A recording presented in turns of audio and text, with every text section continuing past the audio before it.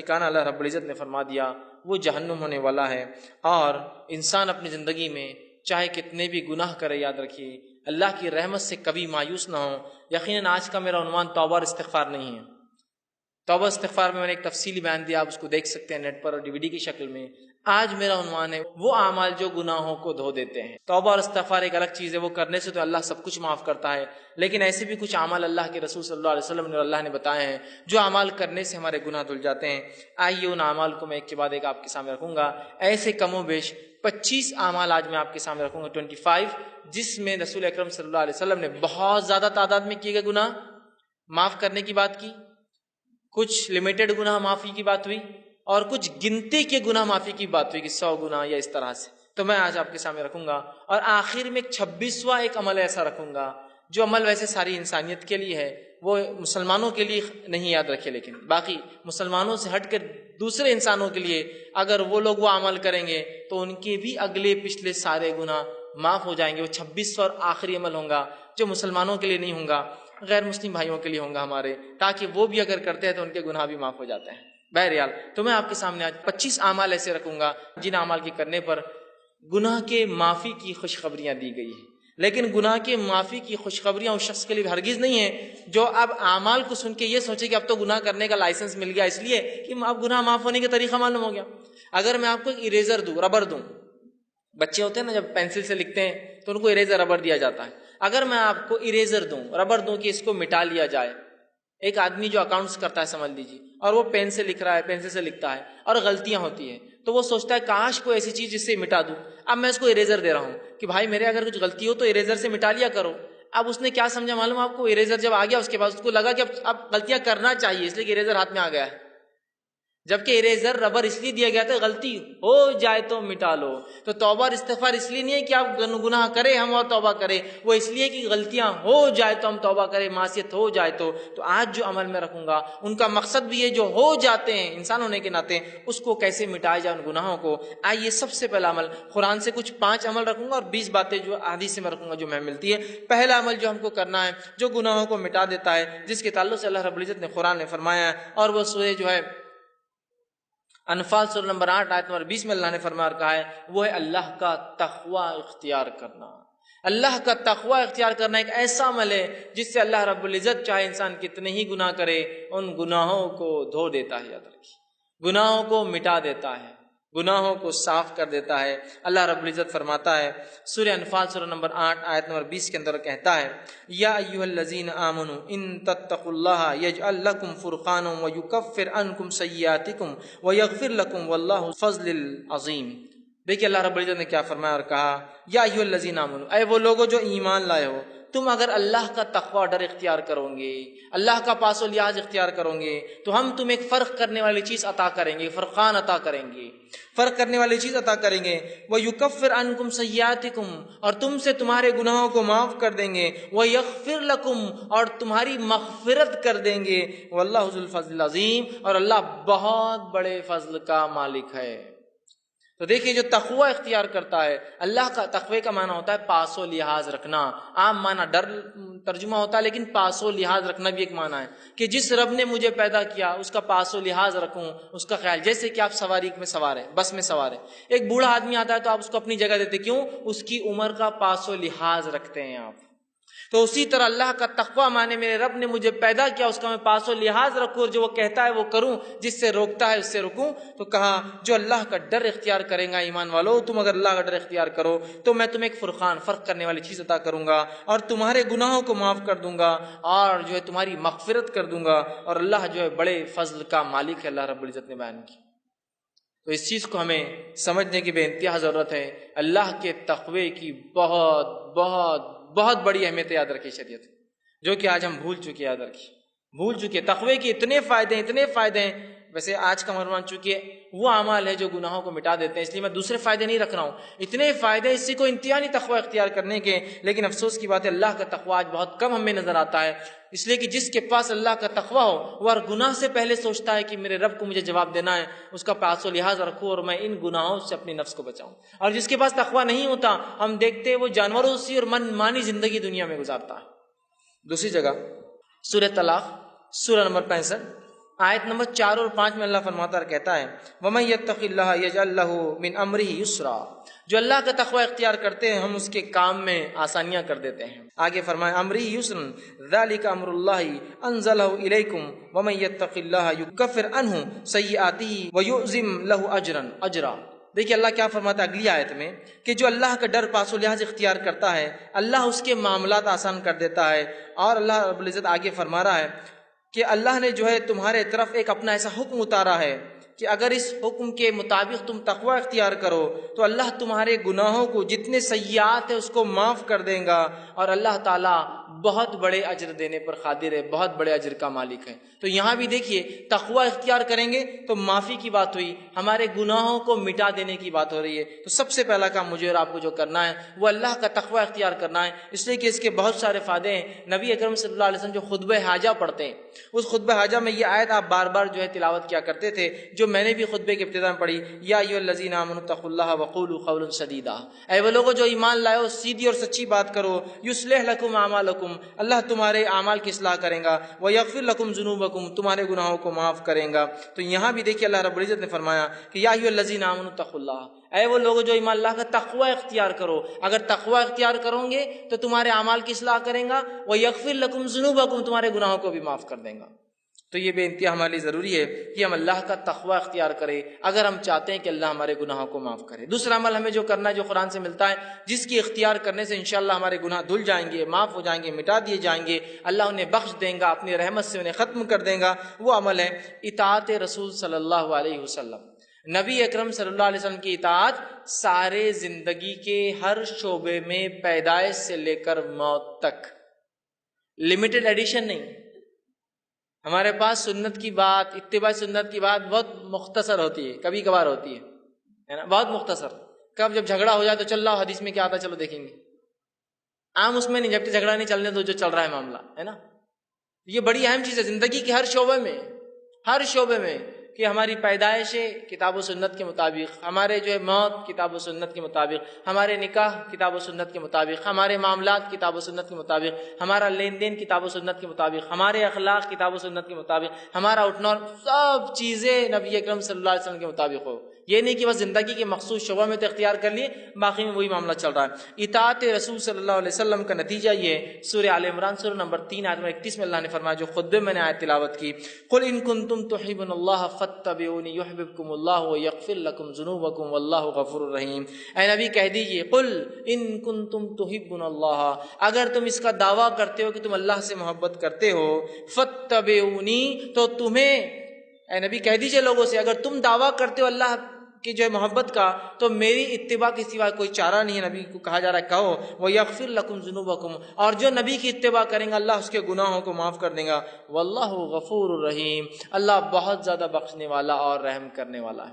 تو یہاں دیکھیے بات واضح ہو رہی ہے، اور ایسی کئی آیتیں، سینکڑوں آیتیں قرآن میں، کہ نبی کی اتباع کرنے والے کے گناہ معاف ہو جاتے ہیں، اور نبی کی موجودگی میں تیز آواز سے بات کرنا بھی اعمال کو برباد کرنے کے لیے اور جہنم میں جانے کے لیے کافی ہوتا ہے۔ دونوں ہی بات یاد رکھیں، نبی کی اتباع گناہوں کو معاف کر دیتی ہے، اور نبی کی نافرمانی اس حد تک کہ نبی کے موجودگی میں تیز آواز سے بات کرنا بھی انسان کے جو ہے گناہوں کو معاف کر دے، جو ہے انسان کے جو ہے نیکیوں کو، اگر نبی کی موجودگی میں تیز آواز سے بات بھی کرے تو اس کی نیکیاں برباد ہو جاتی ہے، یاد رکھیے، اس کے نام عمل خالی ہو سکتا ہے۔ سورہ جو ہے حجرات اٹھا کر آپ دیکھیے، ابتدائی آیت ہے اسی پر ہے، نبی کی موجودگی میں تیز آواز بھی نہیں کرنا ہے، یاد رکھیے، یہ بات بڑی اہم ہے۔ اور نبی کے ادب میں ایک چیز یہ بھی یاد رکھیے، نبی کے ادب میں ایک چیز شامل ہے کہ نبی کا نام لے کر نہ پکارا جائے۔ اللہ رب العزت نے اپنی کتاب میں رسول اکرم صلی اللہ علیہ وسلم کو صرف 4 بار نام سے پکارا ہے۔ ایک بار تذکرہ تو عیسیٰ علیہ السلام کے واقعے میں ہو کہ عیسیٰ علیہ السلام نے بشارت دی کہ میرے بعد ایک نبی آئیں گے جس کا نام احمد ہوگا، واقعہ کچھ پوچھو کہ اس میں تذکرہ ہے، 4 بار نام لیا، صرف 4 آیتیں ہیں صرف۔ اس کے بعد جو اللہ رب العزت نے یا ایھا الرسول، یا ایھا النبی، یا مدثر، یا مزمل، ہے نا، نام لیا، ادب ہے۔ ان لوگوں کو غور سے سننا چاہیے جو دھڑلے سے چلا کر یا محمد یا محمد، پتہ نہیں کتنی بار بول رہے ہیں، یہ ادب ہے نبی کا، اور پتہ نہیں گا رہے ہیں اس کو، اور پتہ نہیں گانے میں 1000 بار وہ نام آ رہا ہے، نبی اکرم صلی اللہ علیہ وسلم کا نام آنے پر آپ پر درود بھیجنا ہم پر واجب ہے۔ تو اللہ عزت کر رہا ہے اپنے نبی کی، اور اللہ نے نام بہت مختص 4 ہی بار لیا صرف اپنے نبی کا۔ یہ ادب ہے نبی کا، یاد رکھیں۔ صحابہ بھی اللہ کے رسول صلی اللہ علیہ وسلم کو نام سے نہیں پکارتے تھے۔ یہ بات سن تو اطاعت رسول اتنی اہم چیز ہے کہ اطاعت کرو گے جنت میں جاؤ گے، گناہ معاف ہوں گے۔ اطاعت نہیں کرو گے، صرف نبی کی موجودگی میں تیز آواز بھی کرو گے، تو اپنے نام عمل کو جو ہے خالی پاؤں گے روز قیامت نیکیوں سے۔ تو نبی کی اطاعت، فرما برداری، یہ بڑی اہم چیز ہے۔ صحیح بخاری کی روایت ہے، نبی اکرم صلی اللہ علیہ وسلم فرمایا کہا کل امتی یدخلون الجنت الا من ابا، میرے سارے کے سارے امتی جنت میں جائیں گے سوائے ان کے جو انکار کر دے۔ سوال ہوا، پوچھا گیا قیل من ابا یا رسول اللہ، اے اللہ کے رسول صلی اللہ علیہ وسلم کون انکار کریں گا جنت میں جانے سے؟ فرمایا قالا من اتانی دخل الجنہ، جس نے میری اطاعت کی وہ جنت میں جائیں گا، ومن عصانی فقط ابا، جس نے میری نافرمانی کی اس نے خود جنت سے انکار کر دیا دنیا کے اندر۔ بڑی اہم باتیں یاد رکھیے۔ تو ہم اطاعت رسول کو اپنے اوپر لازم جان لیں اور ہر زندگی کے شعبے میں یاد رکھیں۔ تیسرا وہ کام جس کے کرنے سے انشاءاللہ اللہ ہمارے گناہوں کو معاف کرے گا، ہم کو پاک کر دے گا، صاف کر دے گا، وہ ہے کبیرہ گناہوں سے اپنی نفس کو بچانا۔ قرآن میں اللہ رب العزت فرماتا ہے سورہ نساء سورہ نمبر 4 آیت نمبر 31 میں، اور کہا ان تجتنبوا کبائر ما تنہون عنہ نکفر عنکم سیئاتکم وندخلکم مدخلا کریما، کہ اللہ فرماتا ان تجتنبوا کبائر، کہ اگر تم کبیرہ گناہوں سے اگر بچتے رہو جس سے تمہیں روکا گیا ہے، نکفر عنکم سیئاتکم، تو ان کبیرہ گناہوں سے بچنے کی بنیاد پہ ہم تمہارے گناہوں کو دوسرے معاف کر دیں گے۔ پتہ چلا کہ کبیرہ گناہوں سے بچنا ضروری ہے اگر صغیرہ گناہوں کو ہم معاف کروانا چاہتے ہیں تو، اس لیے کہ کبیرہ گناہ کے لیے تو توبہ لازم ہے، بچنا بھی ضروری ہے تاکہ صغیرہ گناہ معاف ہو۔ تو کہا اگر تم کبائر سے بچتے رہو تو ہم تمہارے صغائر چھوٹے گناہوں کو، دیگر گناہوں کو، دیگر معاملات کو انشاءاللہ معاف کر دیں گے۔ تو یہاں کہا کہ اگر تم بچتے رہو کبائر سے جس سے روکا گیا تو ہم معاف کر دیں گے، تم سے ہٹا دیں گے سیئاتکم تمہارے گناہوں کو، فرمایا وندخلکم مدخلا کریما، اور عزت کی جگہ مطلب جنت میں تمہیں ہم داخل کر دیں گے۔ تو ہمیں اگر اللہ سے ہم چاہتے ہیں کہ ہمارا صغیرہ گناہ معاف ہو تو کبیرہ گناہوں سے ہمیں اپنے آپ کو بچانا ہے۔ صحیح مسلم کی روایت ہے، ابو ہریرہ رضی اللہ عنہ حدیث کے راوی فرماتے ہیں، غور سے سنیے، آپ نے فرمایا 5 نمازیں جمعہ سے لے کر جمعہ تک اور رمضان سے لے کر رمضان تک، مطلب ایک نماز سے دوسری نماز، ایک جمعہ سے دوسرا جمعہ، ایک رمضان سے دوسرے رمضان تک، آپ فرما رہے ہیں رمضان المبارک تک اپنے درمیانی گناہ جو وقفے میں ہوتے ہیں ان کو معاف کروا دیتے ہیں۔ ایک نماز سے دوسری نماز کی جو گناہ ہوتا ہے وہ معاف کروا دیتی ہے۔ ایک جمعہ سے دوسرا جمعہ آدمی جب تک پڑھتا ہے تو وہ جمعہ سے جمعہ تک ایک آنے والا جمعہ پچھلے گناہوں کو معاف کر دیتا ہے، اور ایک رمضان سے اگلے رمضان آنے تک جب انسان اس میں اچھے عمل کرتا ہے تو اللہ اس کے گناہوں کو سال بھر کے مطلب ڈیلی، ویکلی اور ایئرلی گناہ کیسے معاف ہوتے بتایا جا رہا، نماز سے نماز، جمعہ سے جمعہ، رمضان سے رمضان۔ تو آپ نے فرمایا گناہ معاف ہو جاتے ہیں، مطلب یہ معاف کروا دیتے ہیں۔ معاف کرنے والے نہیں، گناہوں کو دور کرنے والے عمل ہے، بس شرط ہے کہ اب یہ تینوں کب ورک کریں گے، کنڈیشن اپلائیڈ۔ نماز سے نماز کب گناہوں کو معاف کروائیں گی، جمعہ سے جمعہ کب گناہوں کو معاف کروائیں گا، رمضان سے رمضان کب گناہ معاف ہوں گے؟ آپ نے فرمایا بس شرط ہے کہ، کنڈیشن اپلائیڈ ہے کہ کبیرہ گناہوں سے بچتا رہے۔ ہوں گے بچنا ضروری ہے، نہیں ہوں گے تو پھر انسان کہاں بچیں گے ہم؟ بچنا ضروری ہے۔ میں کبیرہ گناہوں سے اپنی نفس کو بچاتا رہتا ہوں تو لہٰذا میرے صغیرہ بھی معاف ہو جائیں گے۔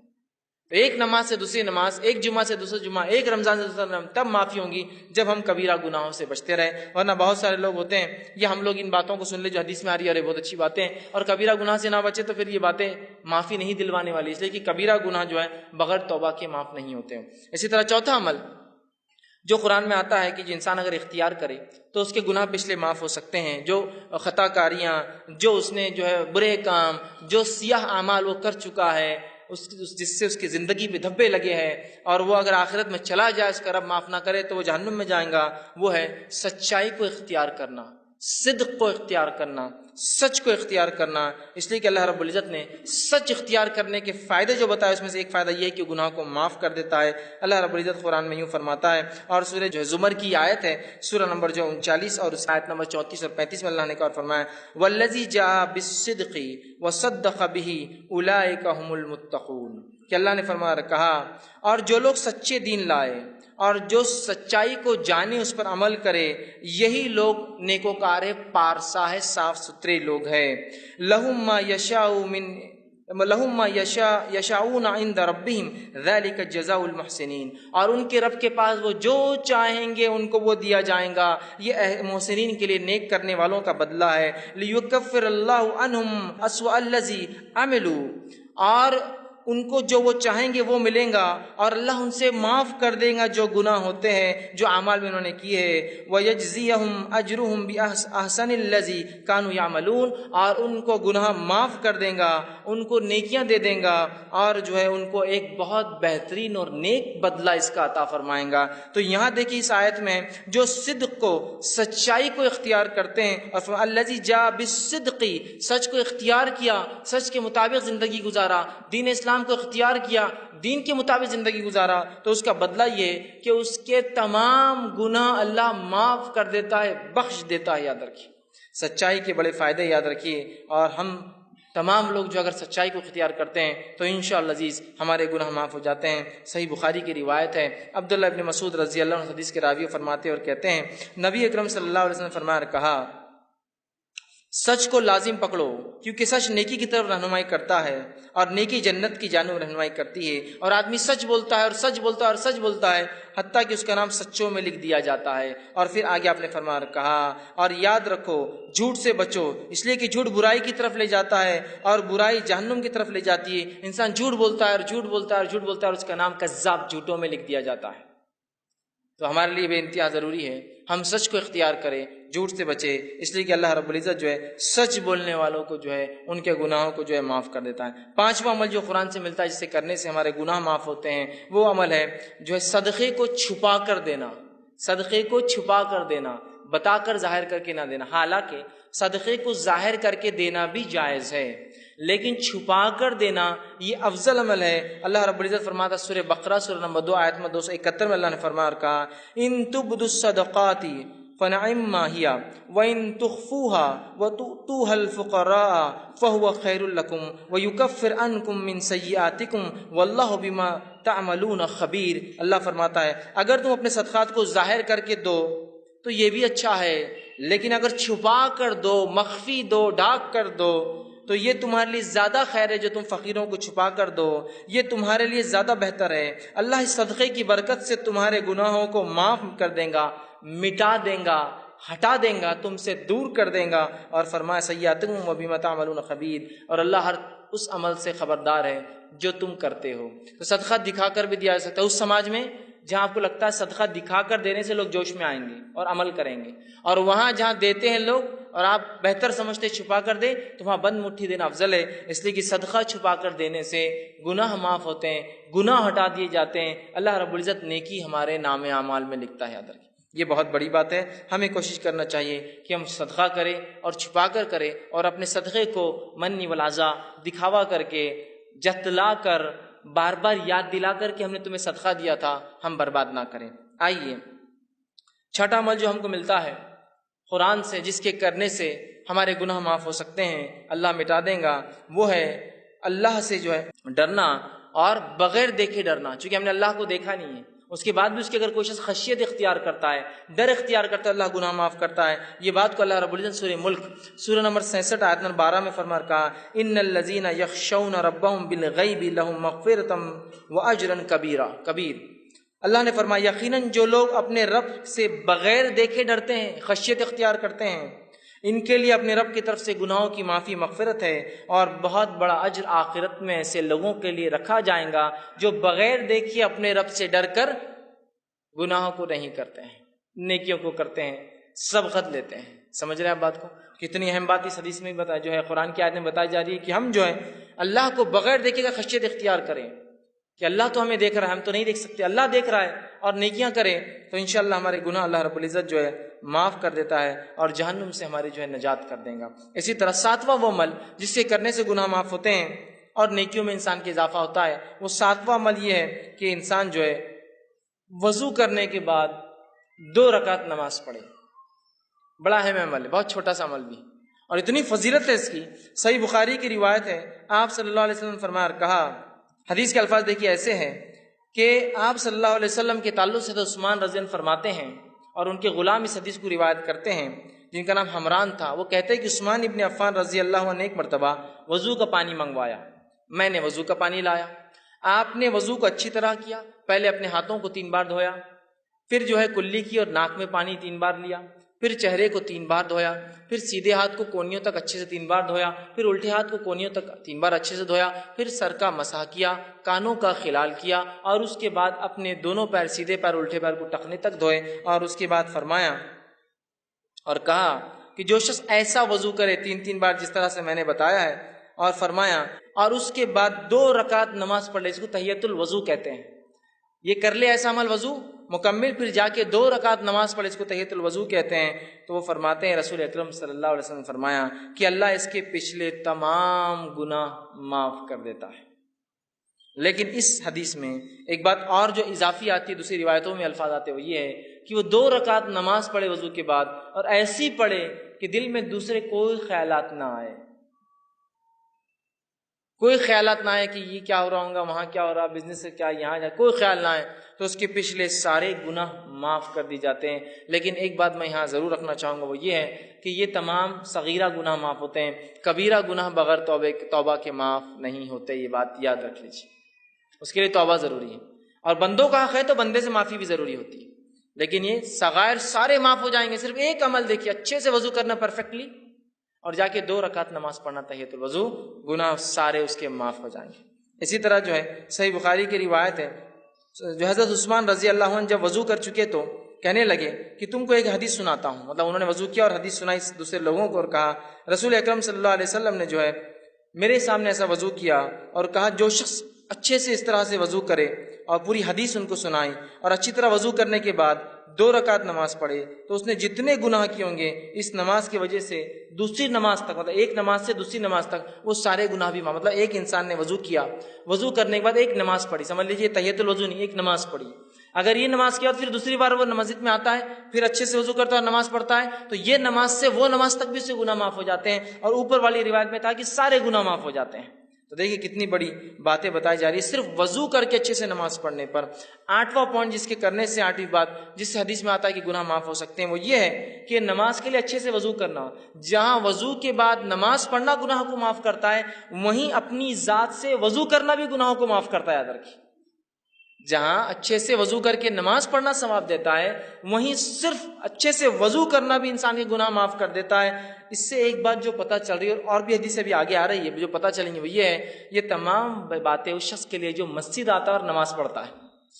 نمازی جو نہیں ہے اس کے لیے سارے دروازے بند ہو جاتے، دیکھیے خود ہو، دیکھیے وضو کون کرے گا؟ جو نماز پڑھتا ہے۔ تحیۃ الوضو کون پڑھے گا؟ جو نماز پڑھتا ہے۔ تحیۃ المسجد کون پڑھے گا؟ جو نماز پڑھتا ہے۔ نفل اور موقدہ اور فرض کون پڑھے گا؟ جو نماز پڑھتا ہے نا؟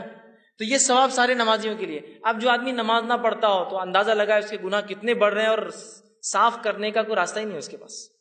تو مسجدوں سے اپنا رشتہ جوڑ لے، ہم یاد رکھیے، تاکہ جانے انجانے میں جو گناہ ہو رہے سب معاف ہوتے جائیں گے ایک کے بعد ایک۔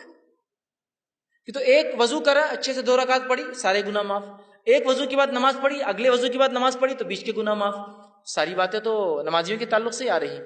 آئیے، وضو خود کرنے سے بھی گناہ معاف ہو جاتے ہیں، اللہ رب العزت گناہوں کو معاف کرتا ہے۔ صحیح مسلم کی روایت ہے، رسول اکرم صلی اللہ علیہ وسلم کے تعلق سے ابو ہریرہ رضی اللہ عنہ فرماتے اور کہتے ہیں، کیا میں تمہاری رہنمائی نہ کروں ایسے کاموں پر جن کی وجہ سے اللہ تعالیٰ تمہارے گناہوں کو مٹا دے؟ اللہ کے رسول نے فرمایا، کیا تمہاری رہنمائی کروں، میں گائیڈنس کروں تمہارا ایسے اعمال کی طرف جن کے کرنے سے اللہ تمہارے گناہوں کو مٹا دے گا اور ان کے درجات بھی بلند کرے گا، تمہارے مقامات بھی بلند کرے گا؟ اور لوگوں نے کہا، اللہ کے رسول صلی اللہ علیہ وسلم کیوں نہیں، آپ ذرا بتائیے۔ تو آپ صلی اللہ علیہ وسلم نے فرمایا اور کہا، وضو کا پورا کرنا جو ہے سختی اور تکلیف میں، وضو کو اچھے سے کرنا کمپلیٹ، سختی اور تکلیف سے مراد سردی کے دن ہے، پانی ٹھنڈا ہے، گرمی کے دن ہے، پانی گرم آ رہا ہے، اوپر ٹھنڈا گرم ہو چکا ہے دن بھر میں، ہے نا، ہوتا ہے نا۔ تو سردی اور گرمی میں، چونکہ ہم جس علاقے میں ہوتے ہیں ہم کو گرمی کا وضو نہیں معلوم، سردی کا وضو معلوم، صرف تکلیف دہ ہوتا ہے بہت۔ گرمی کا وضو بھی اگر آپ کو دیکھنا ہے تو آپ کبھی دیکھ سکتے ہیں۔ ایک مرتبہ میرا راجستھان کا سفر ہوا پروگرامز کے سلسلے میں، وہاں میں گیا، ایک مقام پہ اترا تو صاحب مجھ سے کہنے لگے، آپ کیا غسل لیں گے؟ تو میں نے کہا ہاں، بہت سفر میں تھکان ہو گئی، بڑا پسینہ، گرمی تھی۔ تو کہا بیٹے برف کی سیل ڈال دو وہ بکیٹ کے اندر جا کر۔ وہ پریشان ہوں گے، برف کی سیل بکیٹ میں کیوں ڈال دوں؟ اور واقعی میں انہوں نے اچھا کیا تھا، برف کی سیل ڈالی تھی بکیٹ میں، ورنہ وہ پانی اتنا گرم تھا کہ آپ ہاتھ بھی نہیں لگا سکتے اس کو، چونکہ گرمی کی وجہ سے وہاں سردی میں جتنا ٹھنڈا ہوتا ہے تو گرمی میں پانی اتنے 50 ڈگری 60 ڈگری تک چلا جاتا ہے گرم۔ آپ اسے نہ وضو کر سکتے ہیں نہ اسے نہا سکتے ہیں. تو یہاں آپ نے فرمایا تکلیف اور مشقت میں، چاہے سردی کی وجہ سے ہو چاہے گرمی کی وجہ سے ہو، اچھا وضو کرتا ہو، پرفیکٹ وضو. یا ایک معنی یہ بھی ہو سکتا ہے بیمار ہے، بہت مشکل ہوتی ہے کچھ حصوں پہ کرنا، پھر بھی وہ اچھے سے کرتا ہے رک کر انتظار کر کے. یا ایک معنی یہ بھی ہو سکتا ہے معذور ہے، بہت تکلیف ہوتی ہے کہ پھر بھی اچھے سے وضو کرتا ہے اپنے رب کو راضی کرنے کے لیے. تو کہا تکلیف میں، حدیث کے الفاظ سے تکلیف ہے، باقی سردی کی ہو سکتی ہے، گرمی کی ہو سکتی ہے، معذوری کی ہو سکتی ہے، بیماری کی ہو سکتی ہے. اور مسجد کی طرف جو ہے اپنے قدم بڑھاتا ہے جاتا ہے. تو آپ نے فرما کہا قدموں کی جو ہے کثرت ہونا اور ایک نماز کے بعد دوسری نماز کا انتظار کرنا جو ہے، یہ فرمایا کہ جو شخص اچھے سے وضو کرے اور مسجد کی طرف جائے، مطلب کثرت سے مسجد کی طرف جاتا ہے اور ایک نماز سے دوسری نماز کا انتظار کرتا ہے، یہ تینوں لوگوں کے گناہ معاف کر دی جاتے ہیں. کون؟ پہلا انسان اچھے سے پرفیکٹ وضو کرنے والا، دوسرا کثرت سے پیدل مسجد جانے والا، اور تیسرا فرمایا ایک نماز کے بعد دوسری نماز کا انتظار کرنے والا. ان کے گناہوں کے تعلق سے فرمایا آپ نے یہ گناہ معاف کر دی جاتے ہیں. آپ نے صحابہ سے پوچھا کیا بتاؤں؟ صحابہ نے کہا بتائیے. آپ نے بتایا گناہ معاف کرنے والے اعمال ہیں. دیکھیے یہ باتیں بھی سب نمازیوں کے لیے، پھر یہ بڑی اہم بات ہے. ہم لوگ بس نماز سے جڑ جائیں، مسجدوں سے رشتہ جڑ جائے ہمارا، بس پھر انشاءاللہ عزیز بہت ساری مغفرتیں تو یہیں آتی رہیں گی، بہت سارے اعمال کی معافی ہوتے رہیں گی. اسی طرح جو ہے صحیح مسلم کی ایک بہت لمبی روایت ہے، اس روایت کے آخری الفاظ ایسے ہیں. ایک صحابی تھے جو اللہ کے رسول صلی اللہ علیہ وسلم کے پاس آئے، جن کا نام عمرو بن جو ہے ابسا تھا، اور یہ آ کر ایمان قبول کرتے ہیں. غیر مسلم تھے، ایمان قبول کیا، اسلام قبول کیا. اسلام قبول کرنے کے بعد اللہ کے رسول بہت ساری باتیں کی، بہت لمبی حدیث ہے. حدیث کے آخر میں ایک جملہ آتا ہے، انہوں نے پوچھا اور کہا میں نے عرض کیا اے اللہ کے رسول صلی اللہ علیہ وسلم مجھے وضو کے بارے میں کچھ بتائیے. نبی اکرم صلی اللہ علیہ وسلم نے فرمایا جب تم میں سے کوئی اللہ کا بندہ وضو کا پانی لے کر کلی کرتا ہے اور ناک میں ڈالتا ہے تو اس کے جتنے گناہ منہ سے اور ناک سے ہوئے سارے معاف کر دیے جاتے ہیں. تم میں سے کوئی شخص جب وضو کرتا ہے، کلی کرتا ہے، ناک صاف کرتا ہے تو منہ سے ہونے والے اور ناک سے ہونے والے گناہ جو ہے اس کے نتنیوں سے ہونے والے گناہ سب جھڑ جاتے ہیں. پھر جب وہ منہ دھوتا ہے جیسے اللہ نے اسے حکم دیا ہے تو چہرے کے سارے گناہ اس کے دھل جاتے ہیں، ٹپک جاتے ہیں، جھڑ جاتے ہیں. پھر اپنے ہاتھوں کو جب کونیوں تک دھوتا ہے تو کونیوں تک دھونے سے جو پانی ٹپکتا ہے سارے گناہ ہاتھوں کے جھڑ جاتے ہیں. پھر اس کے بعد آپ نے فرمایا کونیوں تک دھوتا ہے تو گناہ اس کے ہاتھوں سے جو ہے انگلیوں کے پور کے راستے سے سارے گناہ جھڑ جاتے ہیں. پھر جب سر کا مسح کرتا ہے تو سر اور بالوں سے ہونے والے تمام گناہ جو پانی نترتا ہے اس سے ختم ہو جاتے ہیں. پھر جب پیر دھوتا ہے اور انگلیوں کا خلال کرتا ہے تو پیر سے ہونے والے تمام گناہ جو ہے اس میں ختم ہو جاتے ہیں. تو دیکھیے وضو کے بعد نمازی نہیں، خالی وضو کرنا بھی سارے گناہوں کو معاف کر دیتا ہے. تو ہم کوشش کریں اپنے وضو کو ہم پرفیکٹلی کریں. آئیے اس کے آگے بڑھتے ہیں. نواں وہ کام جسے کرنے سے ہمارے گناہ معاف ہو جاتے ہیں وہ ہے سورۃ الفاتحہ جب نماز میں پڑھی جاتی ہے تو اس کے بعد آمین کا کہنا. نبی اکرم صلی اللہ علیہ وسلم فرماتے، صحیح بخاری کی روایت آپ نے فرمایا، ابو ہریرہ رضی اللہ عنہ حدیث کے راوی آپ نے فرمایا اللہ کے رسول صلی اللہ علیہ وسلم نے فرمایا جب امام آمین کہے تو تم بھی آمین کہو، کیونکہ جس کی آمین فرشتوں کی آمین سے مل جاتی ہے اس کے اگلے گناہ بخش دیے جائیں گے. ابن شہاب جو راوی روایت کرتے وہ کہتے ہیں کہ رسول اللہ صلی اللہ علیہ وسلم بھی آمین کہا کرتے تھے. دیکھیے حدیث کتنی واضح ہے. ابو ہریرہ رضی اللہ عنہ فرماتے ہیں اللہ کے رسول صلی اللہ علیہ وسلم نے فرمایا جب امام آمین کہے تو تم بھی آمین کہو. امام کو آمین کہنا چاہیے، اس لیے حدیث کہہ امام آمین کہے تو تم بھی آمین کہو. حدیث بالکل واضح ہے، بخاری کی روایت. جب امام آمین کہے تو تم بھی آمین کہو. جب تمہاری آمین اور فرشتے بھی آسمان پہ آمین کہتے ہیں اس کے ساتھ اگر مل جائے تو تمہارے اگلے پورے گناہ معاف ہو جائیں گے، ہے نا. دوسری ایک حدیث میں آپ نے فرمایا اور کہا جو صحیح مسلم کی روایت ہے، ابو ہریرہ رضی اللہ عنہ اس کے راوی اور کہتے ہیں رسول اللہ صلی اللہ علیہ وسلم نے فرمایا جب کوئی تم میں سے آمین کہے تو فرشتے آسمان پر آمین کہتے ہیں، پس اگر بندے کی اور فرشتوں کی آمین مل جائے تو اس کے اگلے گناہ بخش دیے جاتے ہیں، گناہ معاف کر دیے جاتے ہیں. کتنی اہم بات ہے نا. اب ہم میں سے بہت سارے لوگ آمین بولتے ہی نہیں، تعصب کی بنیاد پر، لا علمی کی بنیاد پر، جہالت کی بنیاد پر. یہ تو بات بہرحال ہو سکتی ہے، بہت سے لوگ اختلاف کرتے ہیں آمین تیز بولا جائے ہلو بولا جائے، لیکن جو آیت جو حدیث ہے بخاری کی واضح ہے جب امام آمین کہے تو تم بھی آمین کہو. اللہ امام کو کہنا چاہیے، اسی طرح اللہ کے رسول فرمایا جب امام کہے تو تم بھی کہو، ہے نا. اور اللہ کے رسول خود کہتے تھے، اس لیے صحابہ نے سنا، پیچھے کہتے تھے تبھی تو سنا نا. اب کچھ لوگ کہتے نہیں وہ ہلو سے کہنا چاہیے. ٹھیک ہے، اس بات کو بھی اگر میں مان لوں، for the sake of argument بولتے ہیں نا، بحث کے تک ٹھیک ہے، بات مان لیں کہ ہلو کہنا چاہیے، لیکن ہلو ہو یا تیز ہو کہنا تو ہے نا. لیکن ہلو ہے اور تیز ہو کہنا تو ہے نا. اب دیکھیے ہمارے پاس کیا ہو رہا ہے، غیر المغضوب علیہم ولا الضالین آمین انا اعطیناک الکوثر فصل. اب اس میں تیز اور ہلو آمین کہاں ہے؟ چلیے آپ کہہ رہے کہ نہیں ہلو کہنا، ٹھیک ہے ہلو بولیں گے، لیکن آپ نے تو رکا ہی نا، ایسی گاڑی لے گئی کہ وہ اسپیڈ بریکر میں سے بھی سیدھا چلے گئے. غیر المغضوب علیہم ولا الضالین، ٹھیک ہے آپ زور سے نہیں بولنا چاہتے، لیکن بولنا تو ہے نا، دل میں بھی رکنا تو پڑے گا نا. بھاگ گئے آپ دوسری صورت کی طرف. امام کو چاہیے کہ وہ امامت کے ادب سیکھے. نبی اکرم صلی اللہ علیہ وسلم کی واضح حدیث ہے، اتنی بڑی فضیلت کو آپ چھوڑ دیتے اتنے آسانی سے. جہاں فضائل ثابت نہیں وہاں تو من مانے فضائل گڑھے جا رہے ہیں کہ یہاں سے کچھ لوگ گئے تو اللہ نے پورے خبر والوں کی مغفرت کر دیا. تم کو کیسے پتا چلا؟ رسول اللہ علیہ وسلم تو چلے گئے، وہی تو بند ہو گئی، آج کیسے پتا چلا کہ فلاں لوگ فلاں جگہ سے گزرے تو اللہ نے پورے مردوں کی والے مغفرت کر دی تھا؟ آپ کو کیسے پتا چلا؟ تو جو فضائل نہیں آپ بیان کرتے رہو، جو موجود ہے کہ تم آمین کہو جب امام آمین کہے، اس لیے کہ اگر تمہاری آمین فرشتوں کے آمین سے ملتی ہے تو تمہارے گناہ معاف ہوں گے. یہ بات کچھ ذرا سمجھ میں نہیں آتی ہم کو. کسی کو ڈسٹرب ہو جاتی نماز اس کی، اور انہیں بولا نماز ڈسٹرب ہو جاتی آمین کہنے سے. میرے بھائی اللہ کے رسول صلی اللہ علیہ وسلم کا فرمان ہے، میری اور آپ کی بات نہیں ہے نا، میری اور آپ کی بات نہیں ہے. یہ رسول اکرم صلی اللہ علیہ وسلم فرمان ہے، اور کئی روایتیں ہیں. چلیے آپ بولتے ہیں ہلو بولنا چاہیے، لیکن ٹائم تو دیجیے ہلو بولنے کے لیے، ولا الضالین کے بعد، تاکہ وہ کہے آمین. دل میں کہنے کو بھی تو ٹائم لگتا ہے نا. آتے شروع ہوگا دوسرا ہی سیدھا. تو بہرحال ایک بہت عمل پھر اہم ہم چھوڑ دے رہے. اس کا مطلب 10واں وہ عمل جس کے کہنے سے گناہ معاف ہو جاتے وہ عمل ہے، جب امام کہے سمیع اللہ لمن حمدہ تو پھر مقتدی کہے ربنا ولک الحمد کہنا چاہیے. اس کی بڑی فضیلت صحیح بخاری کی روایت آپ نے فرمایا کہ جب امام کہتا سمیع اللہ لمن حمدہ تو جو آپ نے فرمایا کہے تو تم مطلب مقتدی جو پیچھے پڑھتے ہیں اللہم ربنا لک الحمد یہ کہو.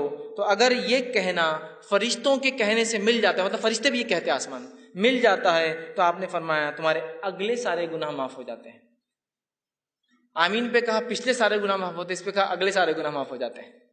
مطلب آپ نے سورہ فاتحہ پڑھی آمین کا، گناہ اگلے معاف ہو گئے، اس کے بعد سمیع اللہ لمن حمدہ ربنا لک الحمد پڑھا، پچھلے گناہ معاف کرا لیے اپنے. کتنی اہم فضیلت ہے نا. تو ہمیں سمیع اللہ لمن حمدہ کے بعد ربنا لک الحمد بھی کہنا چاہیے، یاد رکھیے. ٹھیک ہے، اس کی بھی بڑی فضیلت ہے، اور اس کے لیے بات بتایا گیا کہ پچھلے گناہ معاف ہو جاتے. اسی طرح 11ویں بات جو بتائی گئی جس کے کرنے سے عمل کرنے سے گناہ معاف ہوتے وہ یہ ہے کامل توجہ کے ساتھ جمعے کا ادا کرنا، پورے خشوع اور خضوع کے ساتھ جمعہ پڑھنا، جمعے کی نماز پڑھنا. مطلب یہ ہفتے والے گناہ کیسے معاف ہو وہ آئی بات ہے. وہ روز کے گناہ تھے، مطلب نماز سے نماز تھے. اب ویکلی گناہ کیسے معاف ہو سکتے ہمارے جمعے سے جمعہ؟ آپ سے فرمایا کہا بخاری کی روایت ہے، سلمان فارسی رضی اللہ عنہ حدیث کے راوی ہے، وہ کہتے ہیں کہ اللہ کے رسول صلی اللہ علیہ وسلم فرمایا کہا جو آدمی جمعے کے دن غسل کرتا ہے اور اتنا پرفیکٹ جہاں تک ہاتھ جاتا ہے اپنے آپ کو اچھے سے صاف کرتا ہے، اچھے سے دھوتا ہے، پھر فرمایا صفائی کرتا ہے جہاں تک بھی ہاتھ جاتا ہے، پھر اپنے تیل میں سے تیل لگاتا ہے، مطلب اپنے بالوں میں تیل لگاتا ہے، پھر اپنے گھر والوں کی خوشبو میں سے خوشبو لگاتا ہے، مطلب اگر میسر نہ ہو خود کی نہ ہو تو گھر والوں کی خوشبو بھی لگا سکتا ہے، لے کر خوشبو لگاتا ہے، عطر لگاتا ہے. پھر کہتے ہیں پھر نکلے اور مسجد میں آئے اور اگلی صفوں میں بیٹھے، آگے بیٹھے جا کر. اس کے بعد جو ہے 2 آدمیوں کو الگ نہ کرے، مطلب پیٹ انگال کے نہ جائے، 2 آدمیوں کو الگ نہ کرے، اگلی صف میں جا کے بیٹھے، اور اس کے بعد جتنی نماز اس کے مقدر میں ہوتی نماز کو ادا کرے، مطلب جتنی ہو سکتی نفل پڑھے، سنت و نوافل کا اہتمام کرے. جب امام خطبہ دیتا ہے تو خاموش رہ کر غور سے اس کے خطبے کو سنے کہ وہ کیا کہہ رہا ہے، اور اس کے بعد جمعہ ادا کرے. تو ایسے انسان کے ایک جمعہ سے لے کر دوسرے جمعہ تک تمام گناہ معاف ہو جاتے ہیں. جمعہ پڑھنا ہے خشوع اور خضوع کے ساتھ، ویکلی گناہ معاف کروا لینا ہے. اچھے سے نہایا، جہاں جا کر ہاتھ جا سکتا ہے، تیل لگایا، خوشبو، دیکھیے کوئی بھی ایسی چیز نہیں جو آپ بولیں ارے بہت مشکل کام دکھ رہا ہے اس میں سے، کچھ بھی نہیں. پھر تیل لگایا، خوشبو لگائی، مسجد گئے، اگلی صفوں میں بیٹھے، لوگوں کو انگالا نہیں، مطلب خالی جگہوں میں سے گئے، اس کے بعد 2 لوگوں کو الگ نہیں کیا، نزدیک بیٹھے، خود خطیب کو غور سے دیکھا، سنا، جمعہ پڑھی، تو ایک جمعہ سے دوسرے جمعہ اس کے سارے گناہ معاف ہو جاتے ہیں. کتنی بڑی بات بتائی جا رہی ہے. اسی طرح جو 12واں عمل جو ہے جس سے گناہ معاف ہوتے ہیں وہ یہ ہے کہ جو ہے نماز گناہوں کو مٹانے والی چیز. نماز خود بذات ایسا وضو کر کے نماز پڑھنا ہے, وضو کرنا گناہ مٹاتا ہے, نماز بھی گناہوں کو مٹاتی ہے. صحیح مسلم کی روایت ہے, نبی اکرم صلی اللہ علیہ وسلم فرمایا, عبداللہ بن مسعود رضی اللہ عنہ اس حدیث کے راوی, وہ کہتے ہیں اور فرماتے ہیں, ایک آدمی رسول اللہ صلی اللہ علیہ وسلم کے پاس آیا اور عرض کیا, اے اللہ کے رسول صلی اللہ علیہ وسلم, میں نے ایک عورت کے ساتھ زنا چھوڑ کر باقی سب عمل کیا ہے, صرف زنا نہیں کیا. حدیث کے الفاظ دیکھیے, اس نے کہا, یا رسول اللہ صلی اللہ علیہ وسلم, ایک عورت سے میں نے مزہ اٹھایا مدینہ کے کنارے, اور میں نے سوائے جماع کے اس کے ساتھ سب کچھ کیا, زنا چھوڑ کر باقی سب کچھ کیا. آپ میرے بارے میں حکم لگا دیجئے, سزا دے دیجئے, کیا میری سزا ہوتی ہے گناہ کی. ٹھیک, اللہ کے رسول جو ہے صلی اللہ علیہ وسلم کے ساتھ حضرت عمر کھڑے تھے. کہا, حضرت عمر نے کہا, جس گناہ کو تم نے چھپ کر کیا تھا, کاہے کو آ کر بتایا لوگوں کے سامنے, توبہ کر لیتے اپنے رب سے خاموشی میں. زنا کی تو سزا ہے, اس کی کوئی حکم نہیں نا, یہ تو گناہ ہے, اس کے لیے توبہ کرنا ہے. تو کہا, جو گناہ تم نے چھپ کر کیا تھا, اب کاہے لوگوں کے سامنے تم نے آ کر بتایا, چھپا لیتے. ٹھیک ہے, تو وہ شخص وہاں سے چلا گیا. رسول اکرم صلی اللہ علیہ وسلم نے اس کو واپس بلایا, کہا ادھر آؤ. وہ شخص واپس لوٹ کر آیا, اور واپس آنے کے بعد آپ نے کہا, اس شخص کو کہا اور فرمایا اور کہا, چونکہ وہ شخص آیا تھا اور اللہ کے رسول کے ساتھ نماز بھی پڑھی تھی, چونکہ اس کی آگے کی تفصیلی روایت آگے آ رہی ہے, وہ میں انشاءاللہ وہ بھی رکھتا ہوں. تو آپ نے فرمایا, کہا, اقیم الصلاۃ طرفا النہاری وزلفا من اللیل, کہ نماز قائم کرو دن کے وقت اور رات کے حصے میں. ان الحسنات یذہبن السیئات, اس لیے کہ نیکیاں گناہوں کو دور کر دیتی ہے. ذالک ذکر للذاکرین, اور یہ قرآن ایک ذکر ہے ان لوگوں کے لیے جو نصیحت حاصل کرتے ہیں, ذکر کرنے والے ہیں. تو یہاں دیکھیے, کہا ان الحسنات یذہبن السیئات, نیکیاں جو ہے گناہوں کو مٹا دیتی ہے. چونکہ اس شخص نے نماز پڑھی تھی, آپ نے اشارہ کر دیا نماز پڑھو, مطلب اب تم رب سے اگر معافی مانگنا چاہتے ہو اپنے گناہوں کی تو کثرت سے نماز پڑھو. اسی جو ہے واقعے کے آگے اور تفصیلات صحیح مسلم میں آتی ہے. وہ تفصیلات ایسی آتی ہے کہ ایک شخص نبی اکرم صلی اللہ علیہ وسلم مسجد نبوی میں آیا, آپ کے ساتھ آپ بیٹھے ہوئے تھے صحابہ کے ساتھ. آ کر اس آدمی نے کہا اور کہا, اللہ کے رسول صلی اللہ علیہ وسلم, مجھ پہ حد قائم کر دیجئے, میں نے ایسا ایسا کام کیا ہے, گناہ کا کام کیا, جس سے مجھ پہ حد قائم کر دیجئے. آپ صلی اللہ علیہ وسلم نے اس کا چہرہ اپنا پھیر لیا, وہ سامنے سے آیا, پھر چہرہ پھیر لیا, پھر سامنے سے آیا, پھر چہرہ پھیر لیا, پھر سامنے سے آیا. اذان ہوئی, آپ صلی اللہ علیہ وسلم نے اقامت دی گئی, آپ نے نماز پڑھائی, اس نے نماز ساتھ پڑھی. نماز کے بعد پھر آ گیا اور کہنے لگا کہ مجھ پہ حد قائم کیجیے, میرے سے یہ گناہ ہوئے. تب اللہ کے رسول صلی اللہ علیہ وسلم سے کہا اور پوچھا, جس وقت تو گھر سے نکلا تھا تو کیا تو نے اچھی طرح وضو کیا تھا؟ جب تو یہاں کے لیے آیا تھا مجھ سے ملنے, تو نماز کا وقت بھی تھا, تو نے گناہ کیا تھا, وضو کر کے آیا. تو اس نے کہا کیوں نہیں, میں نے کیا تھا. اللہ کے رسول صلی اللہ علیہ وسلم پھر فرمایا کہ ہمارے ساتھ تو نے نماز بھی پڑھی؟ تو اس نے کہا ہاں, میں نے آپ کے ساتھ نماز بھی پڑھی ہے. تو آپ نے فرمایا, کہا, اللہ نے جو ہے تجھے بخش دیا ہے اور تیری کوئی حد نہیں, اللہ نے تجھے معاف کر دیا ہے, تیری کوئی حد نہیں, یاد رکھی. تو یہ روایت اس طرف اشارہ کر رہی ہے کہ انسان جس سے گناہ ہو جاتے ہیں, گناہ ہوئے ہیں جو پاسٹ میں پچھلی زندگی میں اس نے کیے ہیں, اب لوگوں کے سامنے جا کر رسوا ہونے کی ضرورت نہیں ہے, اپنے رب کے سامنے کثرت سے نماز ادا کرے, کثرت سے نماز پڑھے. اس لیے کہ نمازیں ان الحسنات یذہبن السیئات, نیکیاں گناہوں کو دھو ڈالتی ہے, مٹا دیتی ہے. تو ہم نماز کی دیکھیے کتنی فضیلت ہے. اس لیے میں نے شروع میں کہا تھا نماز پڑھنے والوں کے بڑے فائدے, اس لیے کہ وہ بہت ساری فضیلتوں کا فائدہ یوں ہی اٹھا لے رہے بغیر سوچے سمجھے. اسی طرح صحیح بخاری کی روایت ہے, رسول اللہ صلی اللہ علیہ وسلم نے فرمایا, کہا کہ جو فرشتے شخص کے لیے دعا کرتے رہتے ہیں جو اپنی نماز کی جگہ اس وقت تک بیٹھا ہوتا ہے, جیسا جہاں نماز پڑھی اور وہیں بیٹھا ہوتا ہے جب تک کہ جو ہے اس کا وضو ٹوٹ نہ جائے, فرشتے اس کے لیے مغفرت کی دعا کرتے ہیں, اللہ اس کو معاف کر, اس کو بخش دے, اس پر رحم کر. جب کوئی وضو کرتا ہے, مسجد آتا ہے, نماز پڑھتا ہے, اور جس جگہ نماز پڑھی وہیں بیٹھا ہے, ذکر کر رہا ہے, اذکار کر رہا ہے, تب جب تک وہ وضو میں رہتا ہے تب تک فرشتے اللہ کے دعا کرتے ہیں, اللہ اسے معاف کر, اس پر رحم کر, اس کی مغفرت کر, اس کو بخش دے. نماز پڑھنا ایک بہت بڑا عمل ہے, یاد رکھیے, اس کو ہم کریں, یہ معاف کر. اسی طرح 13واں وہ عمل جس کے کرنے سے اللہ سبحانہ تعالیٰ ہمارے گناہوں کو معاف کرتا ہے, وہ یہ ہے, اتنا آسان عمل ہے کہ جس کی کوئی انتہا نہیں, یاد رکھیے اس عمل کی. اور نبی اکرم صلی اللہ علیہ وسلم نے اس عمل کے تعلق سے ہمیں بتایا, صحیح بخاری کی روایت ہے. حدیث کے الفاظ دیکھیے اس طرح سے, بخاری کی روایت, آپ نے فرمایا, ابو ہریرہ اس کے راوی, اور وہ کہتے ہیں رسول اللہ صلی اللہ علیہ وسلم فرمایا اور کہا, جو شخص دن میں 100 مرتبہ سبحان اللہ و بحمدہ کہتا ہے, جو شخص دن میں 100 مرتبہ سبحان اللہ و بحمدہ کہتا ہے, اس کے گناہ مٹا دیے جاتے ہیں, خواہ سمندر کی جھاگ کے برابر ہو.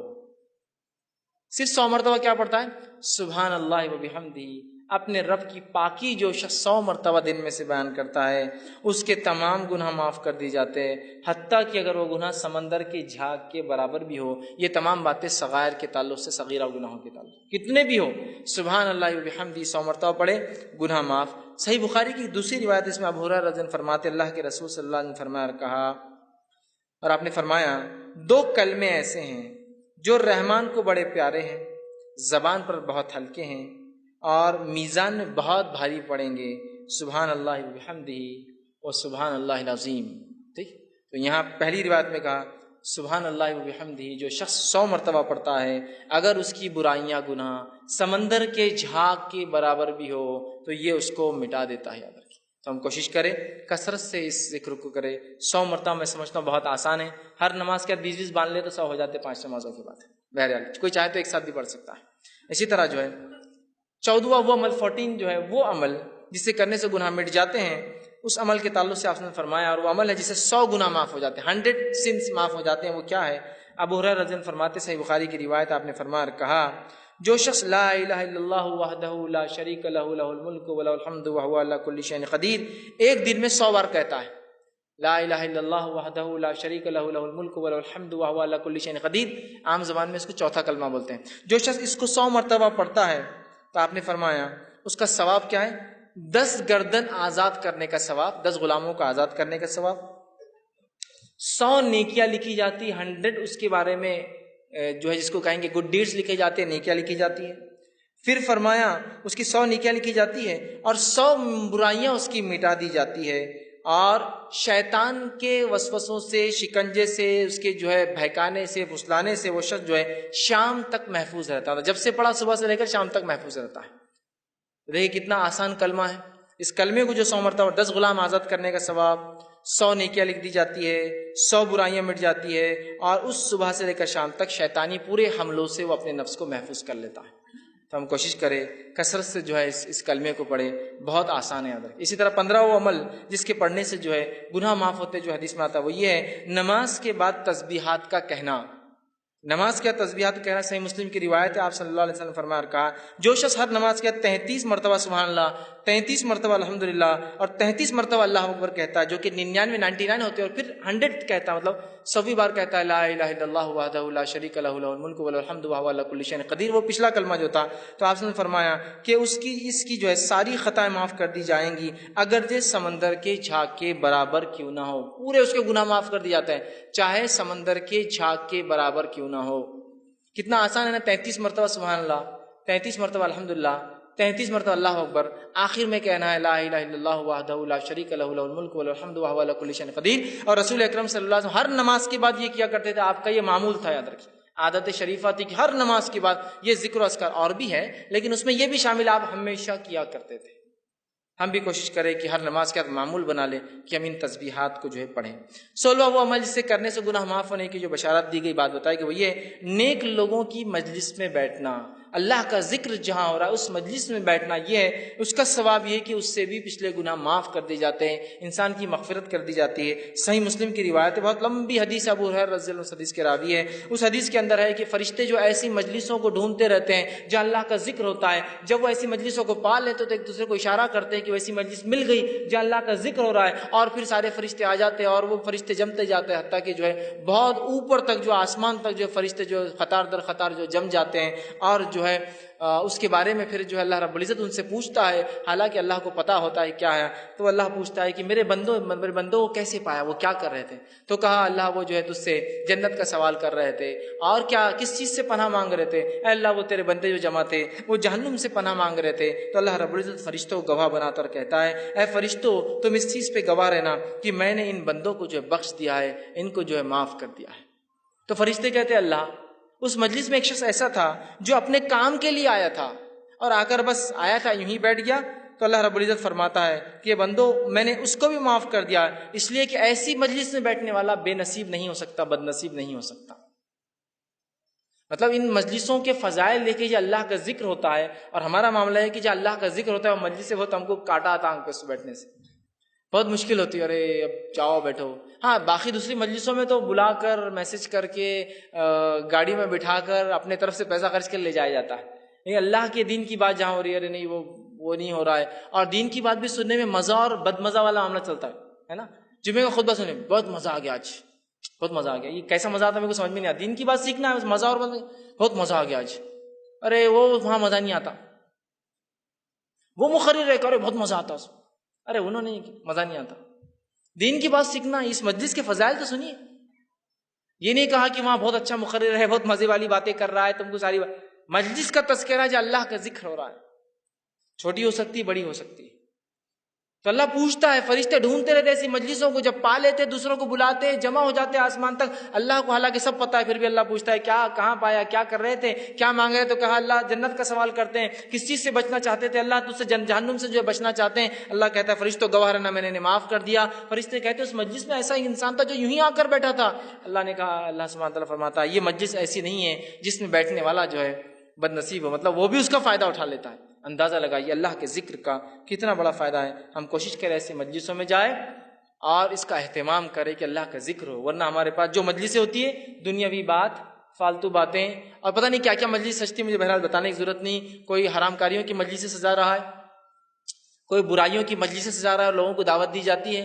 اور جب دینی مجلسوں کا بات آتا ہے لوگوں کے آنکھ پہ کانٹے کھڑے ہو جاتے ہیں، اس لیے کہ وہاں بہت مشکل ہوتی ہے، وہاں مشکل ہوتی ہے. بہرحال اس کو سمجھ نہیں. اسی طرح 17واں وہ بات، وہ گناہ، وہ عمل جس سے کرنے سے گناہ معاف ہوتے ہیں، وہ یہ ہے کہ گناہ کی بات فوراً اللہ کی طرف رجوع ہونا. گناہ ہوا اللہ کی طرف رجوع ہو جائیے کہ اللہ مجھ سے یہ گناہ ہوا، اور توبہ کرنا فوراً یہ گناہوں کو معاف کر دیتا ہے. ابو ہریرہ رضی اللہ عنہ حدیث کے راوی، بخاری کی حدیث ہے. آپ صلی اللہ علیہ وسلم نے فرمایا کہا، حدیث کچھ اس طرح سے کہ نبی اکرم صلی اللہ علیہ وسلم سے جو ہے آپ نے فرمایا کہا، ایک بندہ ہے جو گناہ کرتا ہے اور گناہ کرنے کے بعد عرض کرتا ہے اللہ مجھ سے گناہ مجھے معاف کر دے.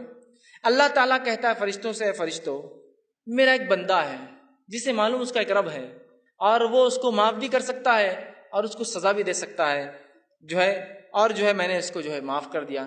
پھر وہ بندہ دوسرا جو ہے ایک اور بار پھر خطا کرتا ہے، پھر وہ کہتا ہے اللہ مجھے معاف کر. اللہ کہتا ہے فرشتوں میرا ایک بندہ ہے جسے پتہ ہے اس کا ایک رب ہے جو معاف بھی کرتا ہے اور گرفت بھی کر سکتا ہے، اور میں نے اس کو جو ہے معاف کر دیا. پھر وہ ایک خطا کرتا ہے، پھر کہتا ہے اللہ مجھ سے گناہ ہوا. اللہ کہتا ہے فرشتوں میرا ایک بندہ ہے جو جانتا ہے اس کا ایک رب ہے جو معاف بھی کرتا ہے لیکن پکڑ بھی کرتا ہے اگر وہ جانتا ہے کہ دونوں ہو سکتا ہے. تم گواہ رہنا اس نے مجھ سے 3 بار معافی مانگی اور میں نے اس کو جو بخش دیا اور اس کو معاف کر دیا. گناہ ہوتے ہی فوراً معافی مانگنا. لیکن میں نے شروعات میں بات واضح کر دی تھی، اس کا ہرگز معنی یہ نہیں کہ آپ گناہ کریں اس لیے کہ اب بتایا جا رہا ہے اتنے جلدی معاف ہو جاتے ہیں. جیسے بہت سارے لوگ ہوتے ہیں، لوگوں کو خوب تکلیفیں پہنچاتے ہیں، خوب اذیتیں دیتے ہیں، اور اس کے بعد کہاں چلے گئے وہ صاحب؟ حج کو چلے گئے. وہ حج کو چلے گئے. ایک صاحب مجھے بتانے لگے کہ میں ایک صاحب کے پاس گیا، وہ ایک سنستھا سوسائٹی چلاتے تھے، میں نے ان کو پیسہ دیا جاب کے لیے، وہ مجھے 5-6 سال ٹھگا دیا، کچھ جاب واب نہیں ملی. اس کے بعد میں ایک بار گیا اور کہا اب تو پیسے دے دو، اللہ تم کو معاف نہیں کرے گا. تو بولے میری معافی پہلے ہی ہو گئی. تو صاحب نے کہا ایسے کیسے؟ میں نے حج کر کے آ گیا نا. بولے تو جتوں کا پہلے لیا تھا حج کر کے آ گیا تو پورا کلیئر کر دیا، بولے پرانا اب میرے پہ نہیں رہا. تو اندازہ لگے گویا حج کو ہم نے ایک طریقہ بنایا گناہ کرنے کا. گناہ ہو جائے تو نیکیاں کرنے سے مٹ جاتے ہیں، لیکن اس کا ہرگز مطلب نہیں گناہ کرو اس لیے کہ نیکیاں پھر کرو تاکہ مٹا دو، ہے نا. میں جا کے آ گیا حج کو، مفتی صاحب نے بول دیا کہ وہ پچھلا سب ختم ہو گیا، بندوں کا بھی ختم ہو گیا اور اللہ کا بھی ختم ہو گیا سب. اندازہ لگائی. تو بہرحال تو اس حدیث کے اندر دیکھیے وہ بندے سے خطا ہوئی، اس نے معافی مانگی، پھر خطا ہوئی پھر معافی مانگی، پھر خطا ہوئی پھر معافی مانگی، تو اللہ رب العزت جو ہے اس کی مغفرت کر دی. اور اس کے آپ نے حدیث سے فرمایا، حدیث کے الفاظ دیکھیے اس طرح سے، ایک مالک ہے جو گناہ بخشتا ہے اور جو ہے گناہ پر سزا بھی دیتا ہے. میں نے اپنے بندے کو 3 بار بخش دیا ہے، اب وہ جو ہے جیسے چاہے اعمال کرے، تو میں نے اس کی جو ہے مغفرت کر چکا ہوں، میں نے اس کی مغفرت کر دی ہے، معاف کر دیا اس کو. اس سے پتہ چلا جیسے ہی ہم سے گناہ ہو فوراً کیا کرنا چاہیے؟ اللہ سے گناہ کی معافی مانگنا چاہیے. یہ نہیں کہ گناہ ہو تو انتظار کرے، ہے نا. گناہ کرتے ہی معافی مانگ لے انسان، لیکن ہم جب گناہ کرتے ہیں تو جان کے کرتے گناہ ہے اور اس لیے معافی نہیں مانگتے کہ اگلی بار کرنا ہے، ابھی ختم تھوڑی ہوا. نہیں ابھی تو شروعات ہی، ابھی 1-2-4 سال ایسے ہی چلے گا، اس کے بعد دیکھا جائے گا. تو گویا نیت بھی نہیں وہ معافی مانگنے کی. گناہ ہوا کہ وہ شخص معافی مانگ رہا ہے، اللہ بس خطا ہوگی مجھ سے، احساس ہے اس کو کہ میں غلط کام کر رہا ہوں، یہ احساس ہے لیکن توبہ نہیں. کیوں؟ ابھی کنٹینیو کرنا ہے نا اس چیز کو. اور توبہ کی شرائط میں سے ایک شرط یہ بھی کہ اس کو عمل کو آئندہ نہ دہرائے. یہ نہیں کہ بس توبہ کر لی اور پھر وہ عمل جاری ہے، پھر وہ عمل جاری ہے. وہ شخص ایک غلطی کر رہا ہے توبہ کر رہا ہے، دوسری غلطی ہو رہی توبہ کر رہا ہے، تیسری غلطی ہو رہی توبہ کر رہا ہے رب سے فوراً. یہ طریقہ یاد رکھے. تو ہمیں بھی چاہیے غلطی ہو فوراً توبہ کر لیں. 18واں وہ عمل جو ملتا ہے جس سے کرنے سے انسان کی گناہ معاف ہوتے، وہ یہ ہے لوگوں سے جو ہے تکلیف کو دور کرنا. لوگوں سے تکلیف کو دور کرنا. صحیح مسلم کی روایت ہے، آپ صلی اللہ علیہ وسلم فرمایا کہا ابو ہریرہ رضی اللہ عنہ حدیث کے راوی، حدیث کے الفاظ اس طرح سے آپ نے فرمایا، جو ایک شخص جو ہے راستے میں جا رہا تھا، اس نے راہ میں کانٹوں والی ایک شاخ دیکھی، کانٹوں والی ایک شاخ، جھاڑ کی جو ہوتی کانٹوں والی ایک شاخ دیکھی، تو اسے راستے سے ہٹا دیا۔ اللہ تعالیٰ نے اس نیکی کی جو ہے اس کی قدردانی کے بدلے اس کو بخش دیا، اس کی مغفرت کر دی۔ کس کے بدلے میں؟ راستے سے ایک کانٹے دار شاخ ہٹانے کی وجہ سے ایک انسان کی اللہ نے کیا کی؟ مغفرت کر دی، صرف کانٹے دار شاخ۔ صحیح مسلم کی ایک دوسری روایت ہے، اس کے الفاظ اس طرح سے ہے کہ ابو ہریرہ رضی اللہ عنہ فرمایا کہ اللہ کے رسول صلی اللہ علیہ وسلم نے فرمایا، کہا جنت میں ایک شخص کو میں نے دیکھا جو ہے گھوم اور پھر رہا تھا، گھومتے پھرتے دیکھا۔ جب پوچھا گیا کہ جنت میں کیسے اور کیسے گھوم پھر رہا ہے، تو بتایا گیا کہ اس نے ایک درخت تھا، جھاڑ تھا جو راستے میں تکلیف دے رہا تھا، اس شخص نے اس جھاڑ کو کاٹ دیا جو لوگوں کو تکلیف دے رہا تھا، اللہ نے اس کے بدلے جو ہے اس کی مغفرت کر دی اور اس پر رحم کر دیا اور اس کو معاف کر دیا۔ راستے سے ایک جھاڑ کو جو تکلیف دے رہا تھا ہٹا دیا۔ اس سے پتہ چلتا ہے کہ تکلیف کو راستے سے ہٹانا، لوگوں کو تکلیف دینے والی چیزوں کو ہٹانے سے کیا ہوتی ہے؟ اللہ ہمارے گناہوں کو معاف کرتا ہے، ہماری مغفرت کرتا ہے۔ اب اللہ ہم پر رحم کرے، ہم راستے میں تکلیف دہ چیز جاننے کو اپنا مقصد حیات سمجھنے لگ گئے ہیں نا۔ اچھا خاصا روڈ ایک جھاڑ لگا دو، بولے جھاڑ لگائیں گے تو پھر دکان کا ٹپ آگے کر دیں گے، پھر کمرے کو آگے بڑھا لیں گے، پھر سب آگے بڑھ جاتا۔ پھر اگلے 2 4 10 12 سال کے ایک اور جھاڑ آگے لگا دو، پھر اس کو کیج بنا دو، پھر اس تک ایک دیوار، پھر گھر تھا 10 فٹ پیچھے اور ابھی 12 فٹ روڈ پہ آ گیا، دھیرے دھیرے جھاڑ لگاتے جاؤ، گھر آگے بڑھاتے جاؤ۔ اس شخص نے ایک جھاڑ جو راستے میں تکلیف دے رہا تھا کاٹ دیا۔ عام اعتبار سے جھاڑ نہیں کاٹنا چاہیے، یاد رکھے، بلا وجہ، لیکن ضرورت تھی۔ ایک شخص نے کانٹے دار جو ہے چھڑی جو راستے میں پڑی تھی ہٹا دی، جو لوگوں کو چبھ رہی تھی۔ آج ہم لوگوں کے راستے بند کرنے کانٹے لگا دیتے ہیں، بہت لوگ جا رہے ہیں، یہاں سے راستہ ذرا بند کرنا پڑے گا۔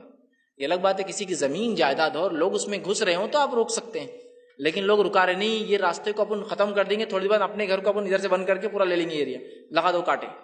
لوگوں نے لانا نہیں ہوتا نا، گلی جہاں جا کے ختم ہوتی ہے، جس کا آخری گھر ہے وہ ادھر کا بھی لینا شروع کر دیتا ہے، دھیرے دھیرے کچرا، کانٹے، غلاظت اور ایریا کیپچر۔ آپ نہیں کر سکتے کوئی راستے کو بند، یاد رکھیے، کسی بھی قسم کا ہو، کتنا ہی چھوٹا اور بڑا ہو، یاد رکھیے کھلا رکھنا ہے راستوں کو، ہم کو یاد رکھیے۔ تو راستے کو اس نے ہٹا دیا۔ انسانوں سے تکلیف دہ چیز ہٹانے سے بھی اللہ رب العزت مغفرت کرتا ہے اور معاف کرتا ہے، گناہ ہمارے معاف ہوتے۔ تو ہم کوشش کریں ہم سے کسی کو تکلیف نہ ہو اور ہم راستے سے تکلیف کو ہٹانے والے بنیں، اس لیے کہ یہ ہمارے ایمان کا حصہ ہے۔ نبی اکرم صلی اللہ علیہ وسلم نے فرمایا ایمان کی 70 سے زیادہ 77 کے قریب شاخیں ہیں، اس میں سب سے افضل شاخ لا الہ الا اللہ ہے، اور سب سے نچلی جو ہے وہ ہے راستے سے تکلیف دہ چیز کو ہٹانا۔ تو یہ ہمارے ایمان کا بھی حصہ یاد رکھیے۔ تو ہماری گاڑیاں کہاں پارک ہو رہی ہے، ہماری چیزیں جو ہم رکھ رہے ہیں تو اس سے کیا کسی کو تکلیف ہو رہی ہے نہیں ہو رہی ہے، بہت سوچنا پڑے گا آپ کو، اس لیے کہ راستے سے تکلیف دہ چیز ہٹانا ہمارا طریقہ ہے، راستے میں تکلیف پیدا کرنا یہ مومن کا شیوار طریقہ نہیں۔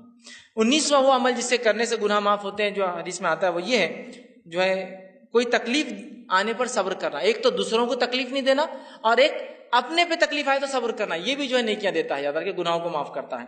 نبی اکرم صلی اللہ علیہ وسلم نے فرمایا، صحیح مسلم کی روایت ہے، عبداللہ بن مسعود رضی اللہ عنہ اس کے راوی اور کہتے ہیں کہ ایک دن رسول اللہ صلی اللہ علیہ وسلم کے جو ہے پاس میں گیا، آپ جو ہے بخار میں مبتلا تھے، میں نے آپ کے جسم مبارک پہ ہاتھ رکھے تو آپ کو بہت شدید بخار تھا۔ آپ صلی اللہ علیہ وسلم کے تعلق سے میں نے سوال کیا کہ اللہ کے رسول آپ کو تو بہت زیادہ بخار ہے، تو آپ صلی اللہ علیہ وسلم نے فرمایا مجھے 2 آدمیوں کے برابر بخار آتا ہے، مطلب اتنا بخار آپ کو آتا تھا جتنا 2 آدمیوں کا آتا ہے، مجھے 2 آدمیوں کے برابر بخار آتا ہے، ٹھیک ہے۔ تو عبداللہ ابن مسعود رضی اللہ عنہ فرماتے تو آپ کو اجر بھی دوہرا ہوگا، تو کہا مجھے اجر بھی اس کی وجہ سے دوہرا ملتا ہے۔ پھر فرمایا کہ کوئی ایسا مسلمان نہیں جس کو تکلیف پہنچے، بیماری ہو، کوئی تکلیف ہو، مگر اللہ تعالیٰ اس کے بدلے میں اس کے گناہ معاف کر دیتا ہے، جیسے ایک سوکھے درخت سے اس کے پتے جھڑ جاتے ویسے اس کے گناہ جھڑ جاتے ہیں۔ دوسری ایک حدیث کے اندر الفاظ اس طرح سے مسلم کی روایت ہے، جابر بن عبداللہ رضی اللہ عنہ بیان کرتے ہیں کہ اللہ کے رسول صلی اللہ علیہ وسلم جو ہے مسیب جو رضی اللہ عنہ ایک صحابیہ تھے، ٹھیک، ان کے یہاں گئے، ان کو بخار آیا ہوا تھا، تو انہوں نے بخار کو برا بلا کہا، بخار کو، تو اللہ کے رسول صلی اللہ علیہ وسلم نے فرمایا کہا کہ بخار کو برا بلا مت کہو، یہ تو ابن آدم کے گناہ مٹا دیتا ہے اور آدم کے بیٹے کی خطاؤں کو یوں دور کر دیتا ہے جیسا بھٹی سے میل کچل نکل جاتا ہے نا، ویسے ہی جب انسان بخار میں ہوتا ہے تو اس کے سنس، اس کے گناہ، اس کے بیڈ ڈیڈز اس طرح دھل کے نکل جاتے ہیں، جیسے جو ہے میل کچل جو ہے لوہے سے گرم کرتے ہیں نا، تپاتے ہیں تو نکل جاتا ہے، اس طرح سے۔ تو بخار آنا، تکلیف ہونا، بیماری آنا، اس سے بھی مومن کو جو ہے نیکیاں ملتی ہے اور اس کے گناہ جو ہے معاف ہوتے ہیں. یاد رکھیے اس بات کو بھی ہم سمجھیں, اور جب ہمیں کوئی تکلیف آئے اس تکلیف پہ ہم جو ہے صبر کرنے کی کوشش کریں. اس تعلق سے بہت ساری باتیں بہرحال صبر کے تعلق سے آپ پہلے بھی سن چکے ہیں.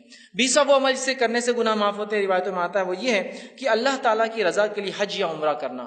اللہ تعالیٰ کی رضا کے لیے حج یا عمرہ کرنا. صحیح مسلم کی روایت ہے, آپ صلی اللہ علیہ وسلم فرماتے ہیں, ابو ہریرہ رضی اللہ عنہ حدیث کے راوی, انہوں نے کہا کہ اللہ کے رسول صلی اللہ علیہ وسلم نے فرمایا جو کوئی اس گھر مطلب بیت اللہ میں آیا, نہ اس میں شہوت رانی کی, نہ شہوت رانی کی باتیں, نہ اس میں کوئی ایسا عمل کیا جو حج کو خراب کرتا ہے, اور نہ ہی جو ہے شہوت رانی کی باتیں کی, نہ گناہ کیا, تو حج کے بعد یہ ایسا پلٹتا ہے اپنے گھر جیسے اس کی ماں کے پیٹ سے ابھی اس نے جنم لیا.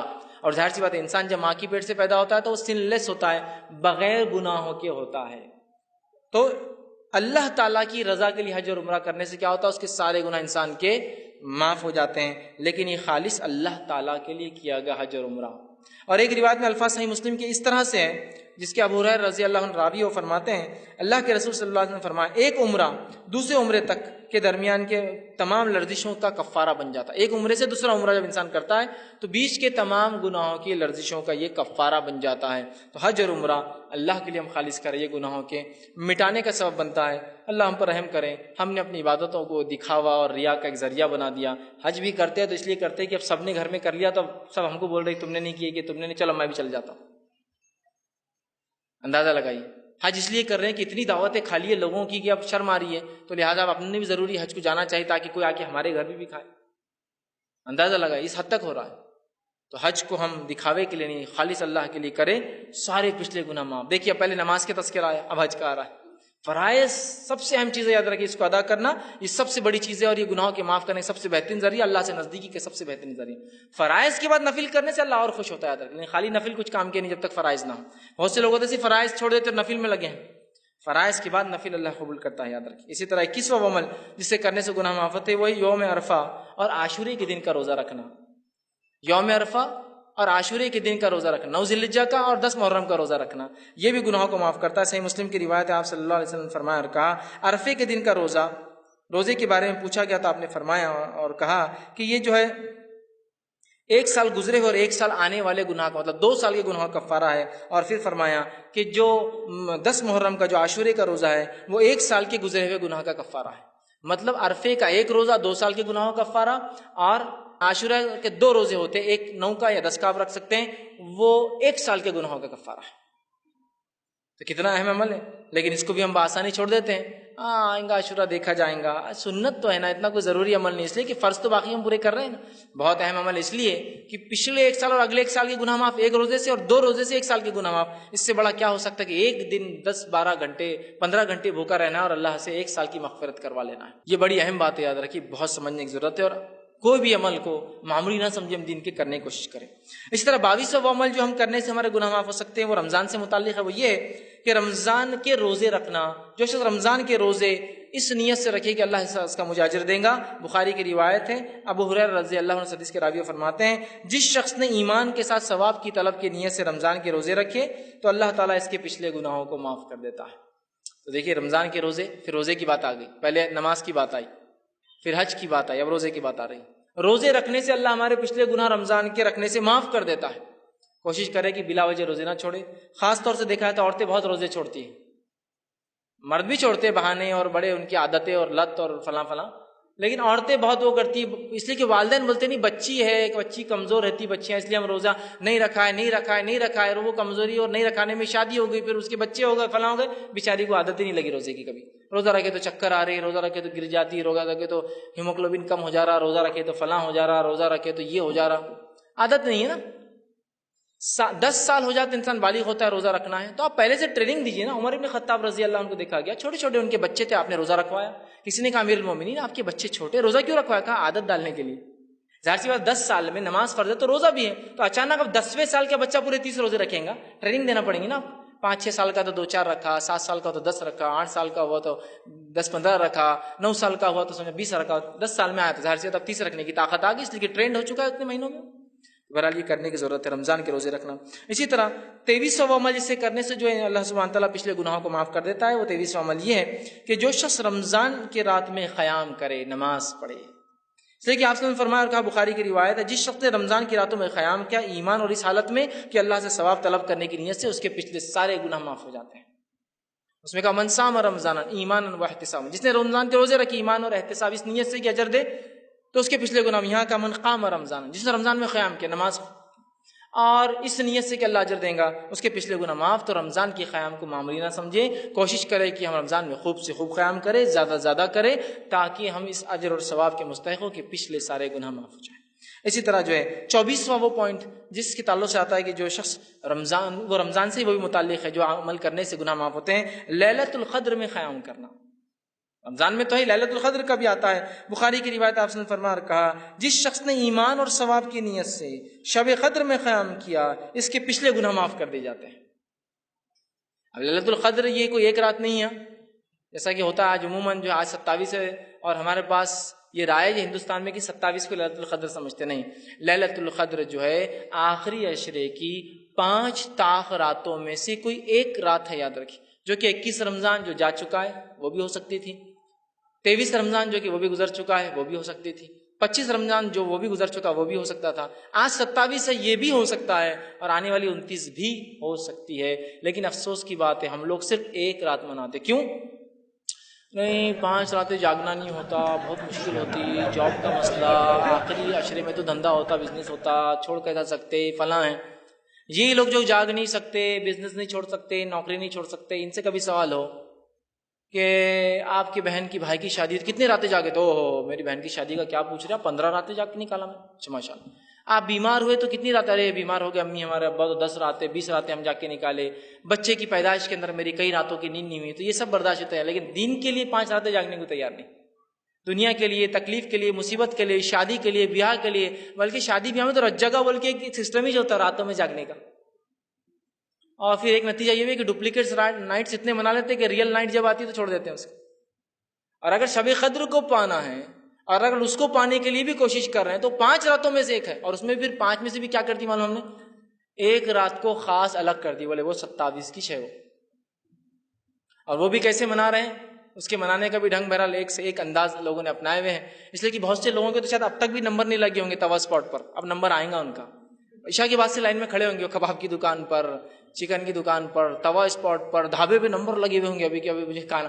تو کیا پھر منانا ہے تو یہ طریقہ ہے اس کا، یہ کرنا ہے اس کے اندر؟ بہرحال یہ سمجھنے کی ضرورت ہے۔ اس لیے کہ لیلۃ القدر کی عبادت بہت ثواب دیتی ہے، بہت بڑی چیز۔ اور رات کب سے شروع ہوتی ہے لیلۃ القدر؟ یاد ہے کہ رات مغرب سے شروع ہوتی ہے، عشاء کے بعد سے نہیں۔ مغرب ہو گئی، ذکر و اذکار، تلاوت قرآن، اور آپ لگ جائیے، پھر عشاء پڑھی آپ نے، عشاء کے بعد آپ نے تراویح پڑھی، اس کے بعد آپ ہو سکتا ہے رات میں اور نماز نفل پڑھے، قرآن کا اہتمام کرے، یہ سب ذکر و اذکار کرے، کچھ دعائیں خاص جس رات میں کرنا چاہیے سب کرنا ہے۔ لیکن ہم لوگ جو ہے بہت کوتا نظر آتے ہیں، اور اس میں بھی 27 ایک، اور اس کو منانے کا طریقہ بڑا عجیب ہم نے اختیار کیا ہے۔ تو یہ 5 راتوں میں سے کوئی ایک یاد ہے۔ اچھا ایک رات جاگ لیتے اور پوری نشانیاں فٹ بھی کر دیتے، ہاں آج ٹھنڈی تھی، بارش بھی، سب فٹ کر۔ بھائی میرے جو 5 جاگیں گے اس کو پتہ چلے گا آج کیا کیا ہوا تھا 27 میں، تاکہ 21 میں یہ ہوا تھا نہیں ہوا تھا، 23 میں ہوا تھا نہیں ہوا تھا، ایک رات جاگتے اور برابر ہاں موسم ٹھنڈا تھا، سب بارش ہوئی تھی، سب کر لیتے فٹ نشانیاں۔ 5 جاگو تو ڈفرنس کر کے بتا پاؤں گی کہ کون سی ہو سکتی ہے، ایک کیسے ہو سکتی ہے؟ بہرحال اس کو سمجھنے کی ضرورت ہے۔ 25 اور آخری عمل جو انسان کرنے سے جو ہے اس کے گناہ معاف ہوتے ہیں، روایت میں آتا ہے وہ یہ ہے، صحیح مسلم کی روایت ہے، جو شخص اللہ کی راہ میں ہجرت کرے اس کے پچھلے سارے گناہ معاف ہو جاتے ہیں۔ اللہ کی راہ میں ہجرت کرنا، ہجرت سمجھتے ہیں اللہ کے راہ میں ہجرت بولے تو یہ نہیں کہ میں یہ شہر سے وہ شہر جا کے بزنس کے لیے جائے۔ ہجرت مانا ایک بستی اور شہر میں جب آپ کو اسلام پر عمل نہ کرنے دیا جائے، اس بستی اور شہر کو آپ چھوڑ کے دوسرے ایریا میں جائے، جیسا اللہ کے رسول صلی اللہ علیہ وسلم صحابہ جو ہے مکے میں جو عمل نہ کرنے دیا تو کچھ لوگ حبش گئے، اور اس کے بعد جو ہے مدینہ میں ہجرت ہوئی۔ یہ ہجرت دین پر عمل نہ کرنے، جو شخص اللہ کے لیے ہجرت کرے، چونکہ ہجرت بہت تکلیف دہ چیز ہوتی ہے، یاد رکھیے، اپنی زمین، اپنے ملک، اپنے شہر، اپنی بستی، اپنے آبائی مکان کو چھوڑنا کوئی مذاق نہیں ہوتا ہے، یاد رکھیے بہت اجر ہے اس کے اوپر۔ تو وہ کیا۔ اور آخری پوائنٹ جو 26واں میں نے آپ سے کہا تھا، لیکن وہ ایک ایسا پوائنٹ ہے جو اس شخص کے لیے ہے جو مسلمان نہیں، اس کے لیے ہے وہ شخص کہ اگر وہ بھی یہ کام کرتا ہے تو اس کے پچھلے گناہ معاف ہو جائیں گے۔ وہ صحیح مسلم کی ہی روایت ہے، آپ صلی اللہ علیہ وسلم کے پاس جو ایک صحابی آئے، انہوں نے اسلام قبول کیا، ایمان قبول کیا۔ ایمان قبول کرنے کے بعد کہا اللہ کے رسول صلی اللہ علیہ وسلم، اپنے حقیقی رب کو پہچانا اور اس پر ایمان لائے۔ کہ اللہ کے رسول صلی اللہ علیہ وسلم، میں نے جب میں کفر کی حالت میں تھا 3 بیٹیوں کو دفنایا ہے میں نے ایک کے بعد ایک، کیا میرا یہ گناہ معاف ہوگا؟ اور ایک دوسری روایت میں جب خالد بن ولید رضی اللہ عنہ ایمان لائے تو انہوں نے بھی جب ایمان لایا اللہ کے رسول صلی اللہ علیہ وسلم کے ہاتھ میں بیعت کیا تو کہا اللہ کے رسول کہ اللہ میرے پچھلے گناہ معاف کرے گا جو میں نے اسلام کے خلاف جنگیں لڑی ہیں اور صحابہ کو مارا تھا، آپ نے شہید کیا تھا، کہ اللہ معاف کریں گا؟ تو اللہ کے رسول صلی اللہ علیہ وسلم نے اس شخص کو، خالد بن ولید کو فرمایا تھا کہ اسلام لانے سے پچھلے سارے گناہ معاف ہو جاتے ہیں۔ اس میں حقوق اللہ بھی ظاہر کیا تو ایمان والا نہیں تھا، اور حقوق العباد بھی معاف ہے، چونکہ اس نے 3 بیٹیوں کو دفنائے تھے اس صحابی نے۔ خالد بن ولید نے صحابہ کو شہید کیا تھا لیکن اس کے بعد یہ معافی ہے۔ تو گویا یہ غیر مسلم کے لیے ہوتا ہے کہ اگر وہ سچے دل سے ایمان لاتا اپنے رب پر، خالص کر لیتا ہے اور اپنے پالن کرتا کو، اپنے جو ہے بنانے والے کو، اپنے جو ہے پیدا کرنے والے کو پہچان کر اس کے اوپر آستھا، اس کے اوپر ایمان لاتا ہے، اس کے اوپر فیتھ کرتا ہے، اس پر بلیف لا لیتا ہے، تو اس کے بھی پچھلے سارے گناہ معاف ہو جاتے ہیں، اللہ سب معاف کر دیتا ہے، اور ایک نئی زندگی اس کے اس دن سے چالو ہوتی ہے جس دن اس نے اسلام لے آیا۔